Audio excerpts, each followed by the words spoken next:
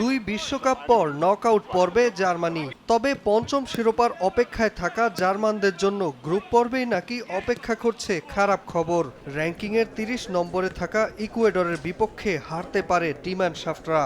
ম্যাচটিতে হাড্ডাহাড্ডি লড়াই হলেও শেষ পর্যন্ত চমক দেখাতে পারে ইকুয়েডর। এই ভবিষ্যৎবাণী করেছে পৃথিবীর অন্যতম জনপ্রিয় ও তৃতীয় প্রাচীনতম ডর্টমুন্ডের কোলান চিড়িয়াখানার একাধিক পশু।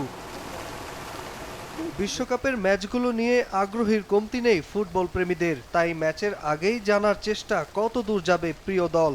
সবসময় যথার্থ না হলেও প্রায় কাছাকাছি মিলে যায় ৫ টনের এই এশিয়ান হাতির ভবিষ্যৎবাণী। আসন্ন জার্মানি ইকুয়েডর ম্যাচে ইকুয়েডরকেই ফেভারিট মনে করছেন এই বন্য হাতিটি। হাতিটি ইকুয়েডরের পক্ষ নিয়েছে, বারবার সে ইকুয়েডরের বলই বেছে নিয়েছে। তবে এক্ষেত্রে জার্মানির মন খারাপের কিছুই নেই। আমি অন্য কারো গণনা মাথায় নেইনি। আমি এই হাতিটির ধারণাকেই গুরুত্ব দিচ্ছি যে সবসময় সঠিক বেছে নেয়।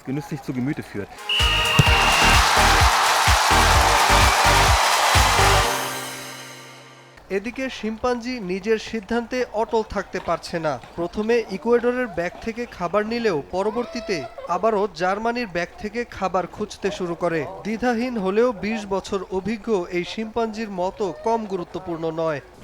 প্রথমে শিম্পাঞ্জি সুচিন্তিতভাবে ইকুয়েডরকে বেছে নিলেও পরে সিদ্ধান্তের পরিবর্তন হয়। এটা খুবই কঠিন সিদ্ধান্ত ছিল। দিন শেষে ইকুয়েডর যদি জিতে যায় অবাক হব না।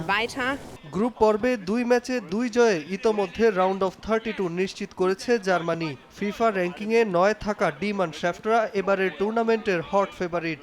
এদিকে টুর্নামেন্টে এখনও জয়ের দেখা না পাওয়া ইকুয়েডর ছিটকে গেছে এবারের আসর থেকে। তাই পাওয়া না পাওয়ার হিসেব ভুলে শেষ ম্যাচে জয় দিয়েই মিশন শেষ করতে চাইবে ইকুয়েডর। নাজমুল হাসান পুলক, সময় সংবাদ।